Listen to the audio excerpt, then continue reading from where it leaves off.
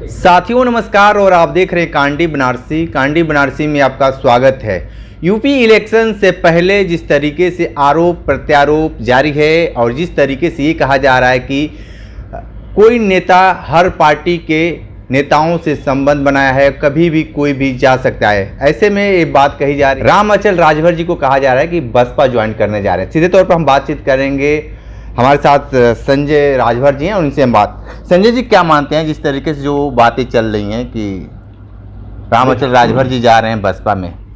देखिए, सबसे पहले मैं आपको बता दूं कि मैं संजय राजभर एडवोकेट, राष्ट्रीय महासचिव सुहेलदेव जनसंघर्ष मोर्चा। माननीय रामअचल राजभर जी एक नाम नहीं है, बल्कि हमारे समाज के एक व्यक्तित्व हैं, एक पहचान है, एक गरिमा है, जिनका पूरा राजनीतिक और सामाजिक जीवन, चाहे जिस दल में रहे हैं, इसके पहले बहुजन समाज पार्टी में, ईमानदारी, निष्ठा, वफादारी से एकदम भरा रहा है। जो दिल में होता है वही जुबान पे होता है। कहीं कोई व्यक्तित्व में, विचारधारा में किसी तरह का विरोधाभास आप नहीं पाएंगे। और आज आपको बता दूं, 3 जून 2021 को जब बहुजन समाज पार्टी से उनका निष्कासन हुआ, लगभग 6 महीने तक उन्होंने इंतजार किया कि बसपा सुप्रीमो बहन कुमारी मायावती जी हमें पुनः पार्टी में बुलाएंगी और हम फिर मिशन की सेवा में लगेंगे। लेकिन ऐसा कुछ बहुजन समाज पार्टी की तरफ से या बहन कुमारी मायावती की तरफ से जब कोई इशारा नहीं मिला, तो 7 नवंबर 2021 को माननीय रामअचल राजभर जी ने पूर्वांचल और प्रदेश और देश के कोने कोने से अपने सभी समर्थकों को बुलाकर अकबरपुर अंबेडकर नगर में जनादेश महारैली के माध्यम से समाजवादी पार्टी को ज्वाइन किया। और समाजवादी पार्टी के राष्ट्रीय अध्यक्ष माननीय अखिलेश यादव जी ने बड़ा दिल दिखाते हुए उन्हें अपने पार्टी का राष्ट्रीय महासचिव बनाया। आज वो वर्तमान में लगातार अकबरपुर से 6वीं बार विधायक। तो जिस पार्टी ने हमें, जब हम चौराहे पर खड़े थे एक तरह से, और समाजवादी पार्टी ने हमारे नेता को गले लगाया, पार्टी का सर्वोच्च पद तो नहीं, लेकिन जो राष्ट्रीय महासचिव होता है वो राष्ट्रीय अध्यक्ष का बहुत करीबी या सलाहकार का पद होता है, उस पद से उन्होंने सुशोभित किया। और साथ ही अकबरपुर से टिकट देकर पूरी प्रतिष्ठा और निष्ठा के साथ समाजवादी पार्टी के कार्यकर्ता, नेता और समाजवादी पार्टी ने उन्हें पुनः 6वीं बार विधायक बनाया।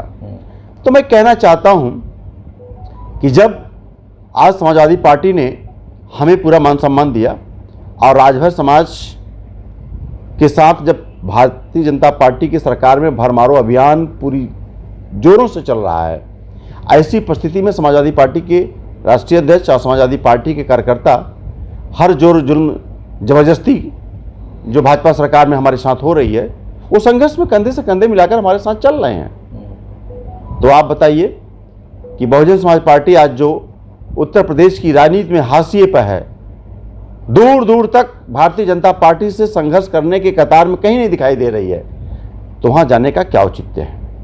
अब मूल सवाल यह है कि माननीय मंत्री जी रामअचल राजभर साहब बेहद सरील है, सज्जन है, और वाणी की मधुरता आपने भी देखी है बनारस में जब आते हैं तो।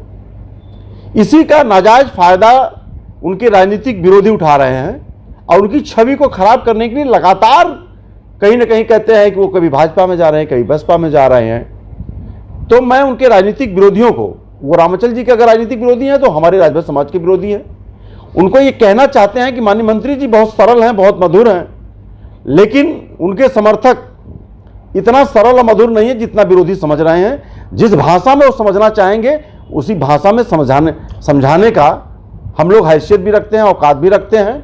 और ये जो 1500 रुपये पर जो आपके चैनल बिरादरी वाले किसी की छवि को खराब कराने का 1500 की बात नहीं, देखिए ये गलत बात आरोप लगा नहीं, आप ये चीजें गलत कह रहे हैं कि आप 400-500 नहीं, आप इसको आप वापस लीजिए इस बात को कि हमारी अगर इच्छा है, आप पैसा दे रहे हैं तो इससे। लेकिन सबसे बड़ा सवाल है कि बहुत ऐसे नेता हैं, आज भी ओम प्रकाश राजभर कहते हैं कि हमारे कांटेक्ट में सपा के नेता दर्जनों हैं।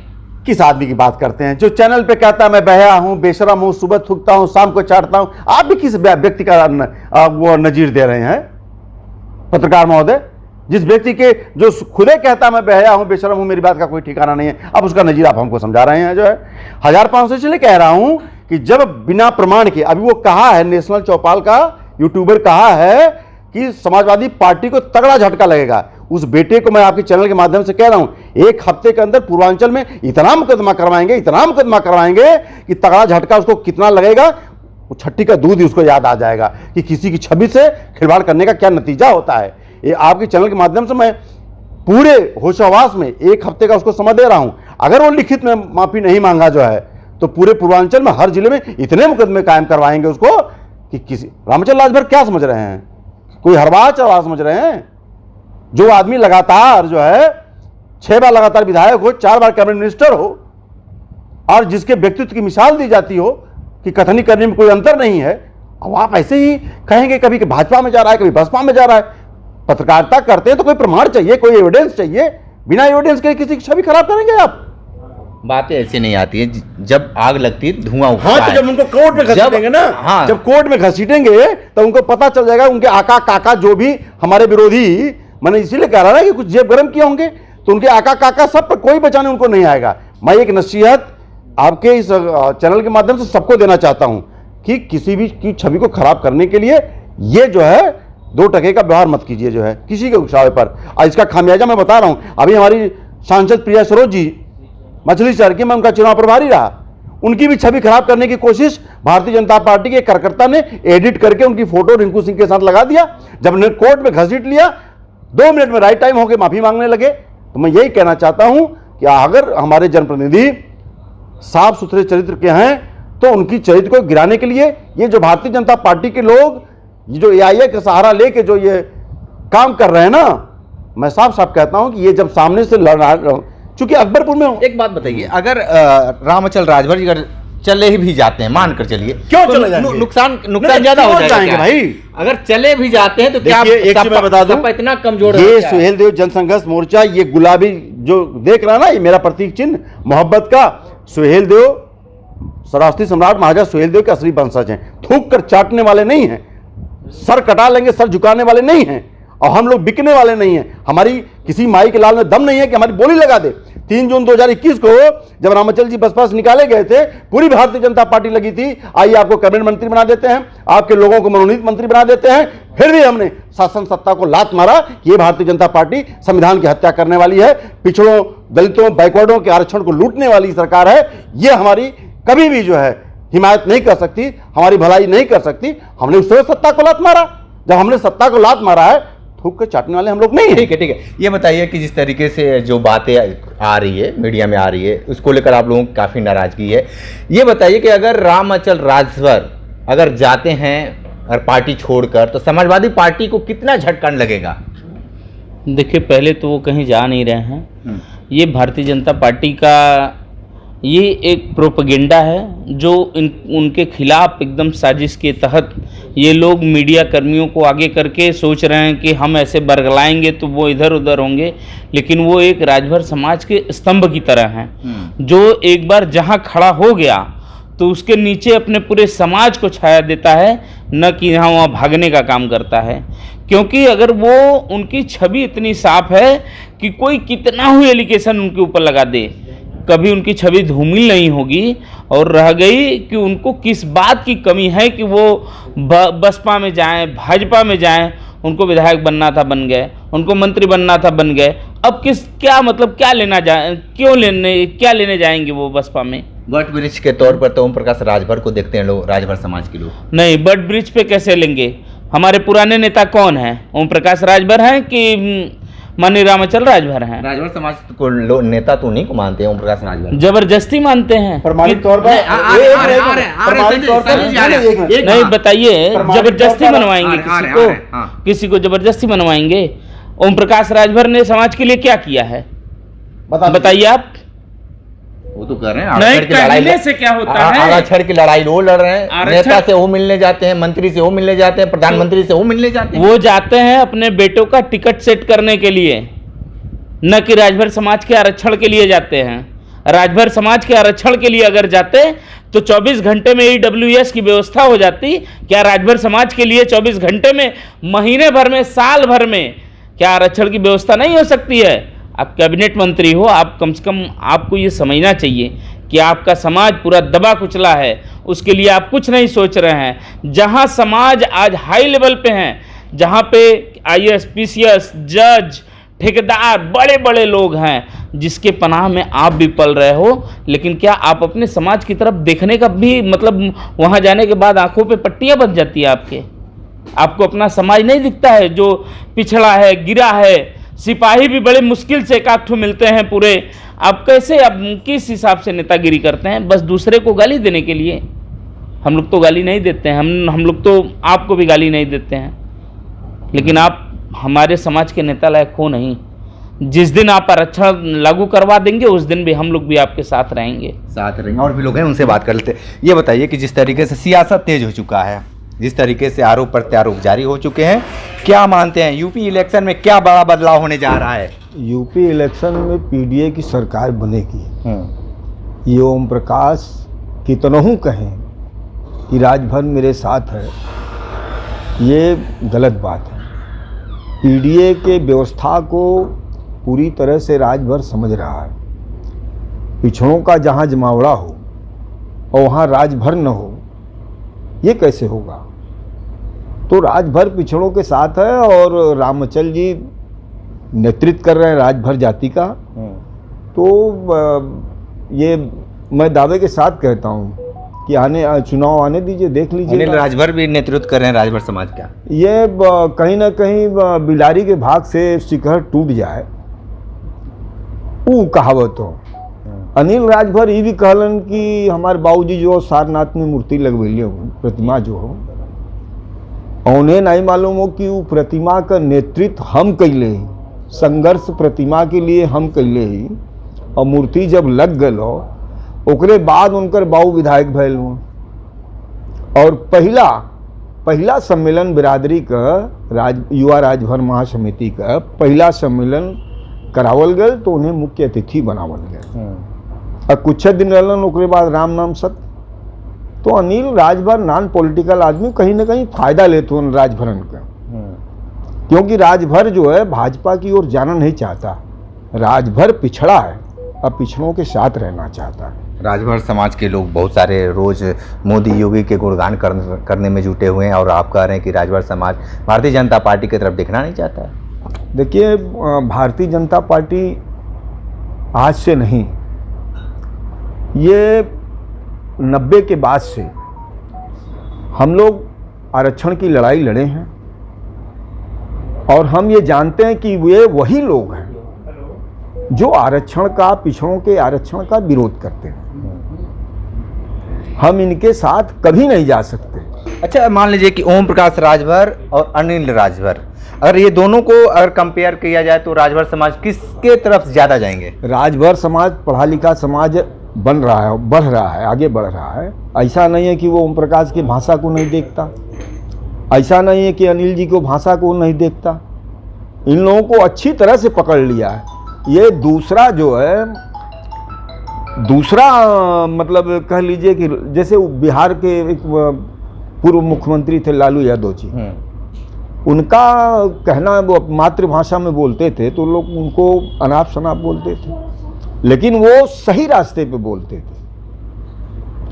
और ओम प्रकाश जी नकल करना चाहते हैं कि हम भी कुछ हों, ऐसा कुछ नहीं है। राजभर समझदार जाति है, लड़ाकू जाति है, इसका इतिहास रहा है। न तो ये इतिहास ओम प्रकाश जी से है, न तो इतिहास अनिल जी से है। 27 में क्या होगा? राजभर कहाँ जा रहे हैं? पिछड़ों के साथ रहेगा। PDA राजनीतिक सियासत तेज हो चुका है, क्या मानते हैं जिस तरीके से आरोप प्रत्यारोप जारी है, और रामचल राजभर को लेकर जिस तरीके से जो मीडिया बाजी हो रही है उसको लेकर क्या कहेंगे आप? देखिए, रह गई रामचल राजभर जी की जो बात कर रहे हैं आप, तो रामचल इतने ताकतवर नेता हैं, इतने लोकप्रिय नेता हैं, उनसे भारतीय जनता पार्टी घबराई हुई है। ये जो पूरा खेला हो रहा है मीडिया के माध्यम से, ये पूरा का पूरा खेला जो है भारतीय जनता पार्टी के इशारे पर हो रहा है। क्योंकि अम्बेडकर नगर एक ऐसा ज़िला है जहाँ समाजवादी ज़िला है, वहीं से डॉक्टर लोहिया आते हैं, डॉक्टर लोहिया जी का आवास वहीं पर है, जन्म ही हुआ है। और वो जिला ऐसा है जहाँ भारतीय जनता पार्टी का आज तक जो खाता नहीं खुला, बेईमानी से इस बार जो है उपचुनाव में जीते हैं। तो समझ रहे हैं कि अम्बेडकर नगर पूरा साफ हो जाएगा, जितनी सीटें सब समाजवादी पार्टी चली जाएगी। तो सबसे मजबूत वहाँ 2-3 नेता हैं, जैसे माननीय रामाचार राजभर जी हैं, लालजी वर्मा जी हैं। तो इन लोगों के खिलाफ साजिश के तहत जो है ये सब कराया जा रहा है कि बसपा में जा रहे हैं तो भाजपा में जा रहे हैं, तो इधर जा रहे हैं उधर जा रहे हैं। ऐसा कुछ नहीं है। रामाचार राजभर जी कोई मामूली नेता नहीं है। समस्या ये है कि 6 बार लगातार विधायक होना उनकी लोकप्रियता दर्शाता है। तमाम भारतीय जनता पार्टी में विधायक हैं, बसपा में भी हैं, लेकिन कोई उनके बराबरी नहीं कर पा रहा है। और राजभर समाज के एक चहेते नेता हैं, पुराने नेता हैं सबसे। राजभर को राजनीति का गहरा पढ़ाएं ये लोग, चाहे माननीय सुखदेव राजभर जी रहे हों, चाहे रामाचार राजभर जी रहे हों। यही लोग की देन है कि राजभर समाज आज राजनीति में इतना आगे बढ़ गया है। उन्हीं का सिखाया पढ़ाया बसपा सब जितने नेता देख रहे हैं राजभर समाज के, जितने भी हैं, ऑल यूपी बता रहा हूँ मैं आपको, सब ओम प्रकाश राजभर हो, चाहे जो भी राजभर आप, अनिल राजभर, सबके, अनिल राजभर के पिताजी भी, सभी लोग बसपा की उपज हैं। बसपा की उपज के मतलब रामाचल जी का, सुखदेव जी की उपज हैं। उन्हीं लोगों की देन है कि ये सब नेता बने हुए हैं। यही वही लोग बनाए इन सबको नेता। किसी को जिलाध्यक्ष बना दिए उस समय, किसी को विधायक की टिकट थमा दिए बसपा में, किसी को कुछ बना दिए, किसी को प्रदेश में।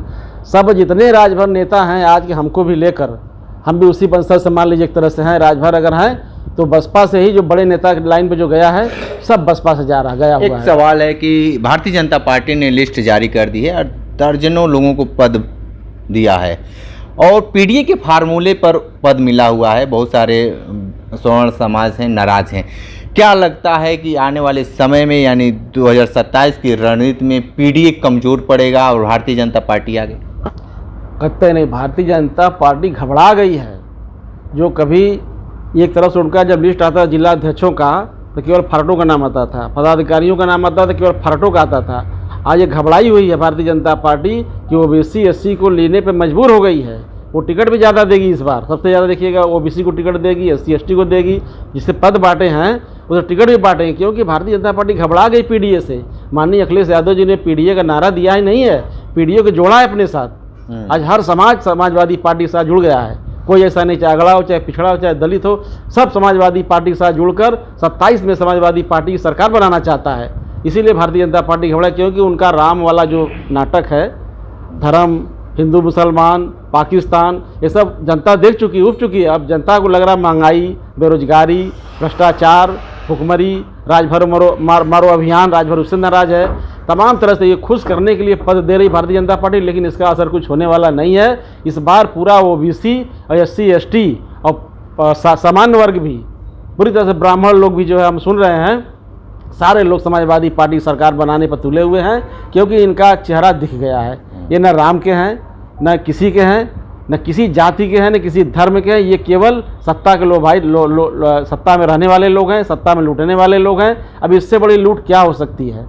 जो आपने देखा राम मंदिर में इतनी बड़ी लूट हो गई, और योगी जी को रहते हुए कैसे सन्यासी भाई तुम्हारा ही जब घर लूट गया, माननीय मुख्यमंत्री जी का वही असली हथकंडा था ना, जब वही लूट गया तब तो देश कहाँ बचा है, प्रदेश कहाँ बचा है? योगी जी, मोदी जी बताइए हमको। ठीक है संजय जी, एक सवाल है। देश भर में चौकीदार आज भी घूम रहे हैं और प्रधानमंत्री खुद कहते हैं कि मैं चौकीदार हूं। चौकीदार के रहते हुए भी इतना बड़ा जो अयोध्या कांड हुआ, जिस तरीके से चंदा चोरी हुआ, करोड़ों रुपए का हेरा फेरी और सोना चांदी हुआ, इसको लेकर क्या कहेंगे आप? देखिए, हम लोग शुरू से ये कहते चले आ रहे हैं कि भारतीय जनता पार्टी धर्म के नाम पे धंधा करती है, उसको राम के नाम से कोई आस्था नहीं है। और वो जो है आस्था यदि होती उनको राम के नाम से, तो आप जिसको अपना इष्ट मानते हो, जिसको देवता मानते हो, भगवान मानते हो, उसके नाम पर आप राजनीति नहीं करते हो। ये अगर सनातन धर्म का परंपरा देख लीजिए, आप जिसको भी गुरु मानते हो, इष्ट मानते हो, देवता मानते हो, भगवान मानते हो, उसके नाम पर राजनीति नहीं की जाती है। लेकिन भारतीय जनता पार्टी शुरू से राम के नाम पर जो है सत्ता में आने का प्रयास करती रही। और ये तो जब 2024 की लोकसभा में उत्तर प्रदेश की जनता ने भारतीय जनता पार्टी के इस धर्म के नाटक को समझकर अयोध्या से चुनाव हरवा दिया, तब जो है भारतीय जनता पार्टी को लगा कि ये तो मेरा नाटक खुल गया है। धर्म का जो ये पाखंड वाला जो रूप हम धारण किए थे, ये तो एकदम नंगा हो गया है। तो वो अपने असली रूप में आ गए कि जितना लूटते बनो लूटो। और ये आप बताइए कि जो वहां ट्रस्ट बना है, अभी एक पत्रकार महोदय ने कि जो ट्रस्ट बना है वो जो है पीएमओ कार्यालय उसको देखता है, उसके अधीन है। जो वहां के ट्रस्ट के मालिक हैं या एक प्रमुख सचिव का अधिकारी भी है, उत्तर प्रदेश सरकार का है। यानी वो जो लूटपाट हो रही है दोनों सरकार की मिली भगत से हो रही है। आइए प्रदेश की जनता, देश की जनता देखी गई, ये जो राम के नहीं हुए, जिनको आराध्य मानते हैं, भगवान मानते हैं हम लोग, सुबह शाम उठते हुए जय श्री राम सीताराम का वो करते हैं, जाप करते हैं, जब ये लोग उनको लूट रहे हैं तो हमारे आप जैसे लोग, देश प्रदेश क्या मतलब है। तो ये शुद्ध रूप से लुटेरी सरकार है। ये न अगड़ों की है, न पिछड़ों की है, दलितों की है, न मजलूमों की है, न इनको मजहब से मतलब, किसी से मतलब है। मोहम्मद गजनवी की तरह ये लोग लूटना चाहते हैं और अंतिम समय तक जितना हो सकेगा ये लूटने का प्रयास करेंगे। यद्यपि जो है उत्तर प्रदेश की जनता समझ चुकी है, 27 से जो है इनको प्रदेश के बाहर करेगी। ठीक है, तो आप सुन रहे थे यूपी इलेक्शन को लेकर बहुत सारी बातें कही गई है और जिस तरीके से ये राजभर समाज के लोग हैं और सीधे तौर पर राम अचल राजभर को लेकर जिस तरीके से जो भ्रांतियां फैलाई जा रही हैं उसको लेकर नाराजगी भी है और सीधे तौर पर इनका यही कहना है कि राम अचल राजभर समाजवादी पार्टी को छोड़कर कहीं नहीं जा रहे हैं, जहाँ पर हैं वो वहीं पर हैं। विशेष इंटरव्यू कर रहे थे, तो हमारे साथ बने रही कांडी बनारसी के साथ। नमस्कार।